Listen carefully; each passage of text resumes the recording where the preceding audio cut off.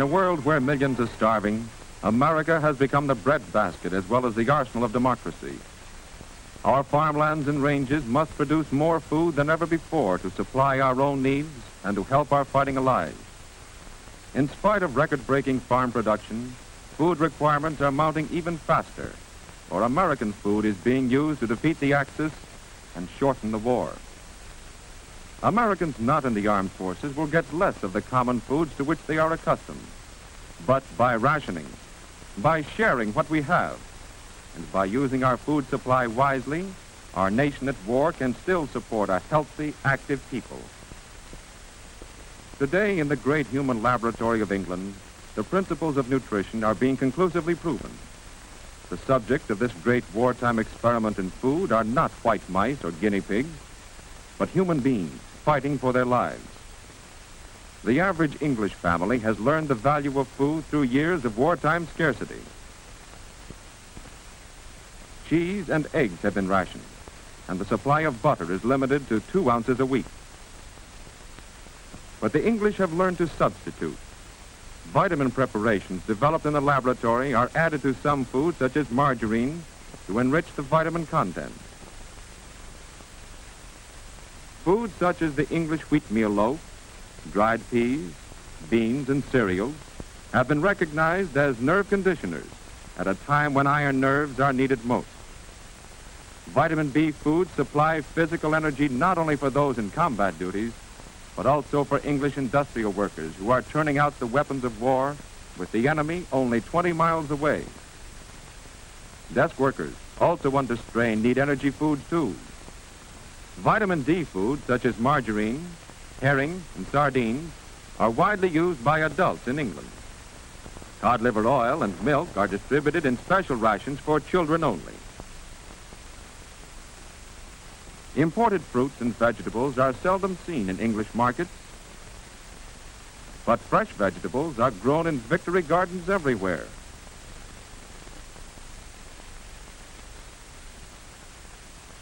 Old and young alike are mobilized for the job, so that the home production of food in Britain has almost doubled. Since the outbreak of the war, 6 million additional acres of English soil have been put under cultivation. No patch is too small to start growing. Soldiers, when off duty, tend their own little plots in the shadow of their guns. For them, food is ammunition. A part of the food grown in English victory gardens is contributed to community kitchens, where balanced, nutritious meals are prepared for all. Because they are learning to use their food supply carefully, many people of Britain are better fed today than ever before. We in the United States have not had our food supplies bombed, burned, or torpedoed. Yet, many Americans are starving not for lack of food, but because of poor eating habits.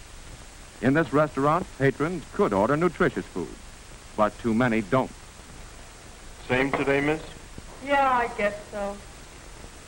Draw 1, 2 sinkers. Too many people eat the same kind of foods every day. Eat without pleasure, without variety, as a matter of routine. Quick lunches are the order of the day, and most of these are inadequate. Malnutrition resulting from habitual poor diet saps the strength of American manpower. Inefficiency results. In many cases, production has been slowed down because of layoffs and illness among workers who lack the physical stamina that good foods can build. A large proportion of defense workers suffer from unsuspected physical defects associated directly or indirectly with malnutrition. The strain of long, hard hours of work has increased the number of breakdowns.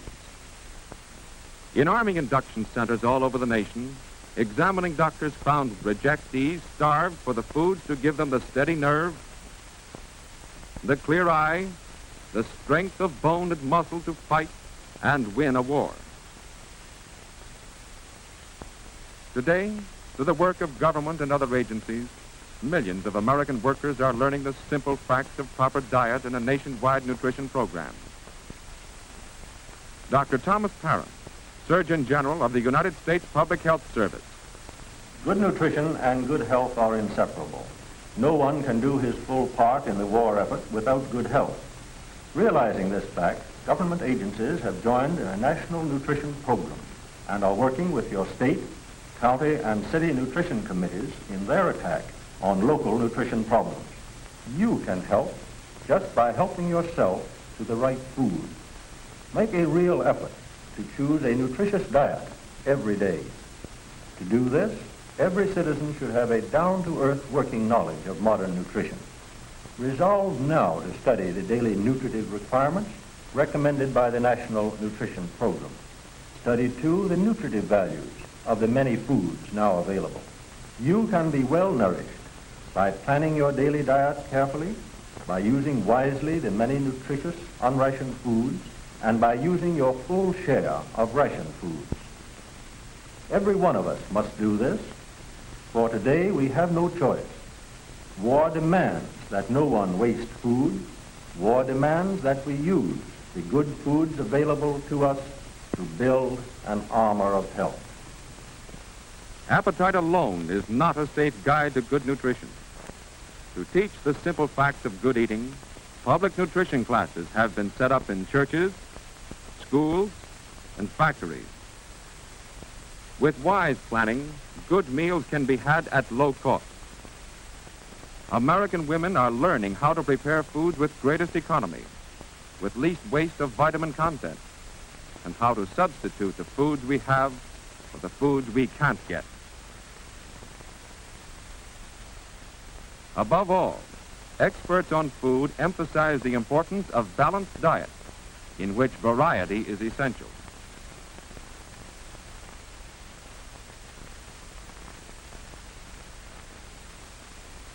Every American worker should have 3 square meals each day, including foods such as milk and foods made with milk, eggs or other protein foods, and vitamin B foods such as cereal and whole wheat or enriched white bread. A good breakfast is important, but on the job, the worker's lunch pail must supply the necessary energy for the rest of the working day. Sandwiches of meat or peanut butter can be made more appetizing if fresh lettuce is included. Fresh fruits are valuable additions to the worker's noonday meal. In the evening, chicken, fish, liver, or sweetbreads are excellent main dishes, with green leafy salad and cooked vegetables such as peas or carrots. Milk, fruits, and vegetables are basic protective foods for Americans working longer, harder hours in offices and factories. To keep up health and morale, many war plants have set up central food kitchens to prepare appetizing, nutritious meals for the men who build the ships and make the guns. Whole wheat and enriched white bread are used in sandwiches with cheese, peanut butter, and different kinds of meat. The average worker needs twice as much green vegetables and fruits as he now consumes. So on the menu of most kitchens are vegetables such as carrots, spinach, cauliflower, and lima beans, and other inexpensive and often overlooked dishes such as squash, parsnips, and hot soups and stews, rich in many food essentials. Good foods can increase the worker's efficiency on the job, reduce accidents, waste, and absenteeism due to inadequate diet. The men of our armed forces eat 1/4 more food than they did in civilian life. And in the same way, workers transferring to war jobs from less strenuous work need better food and more of it. At work or at home, in restaurants and cafeterias, in their selection of foods, American workers choose the way to good or to poor health, build or undermine the strength of our nation. Eventual victory in this war may depend on what we eat. And given the national will to do it, we can build here in America a tougher, more vigorous nation. A nation with better morale and greater strength of mind than the world has ever known. Food can build a new America.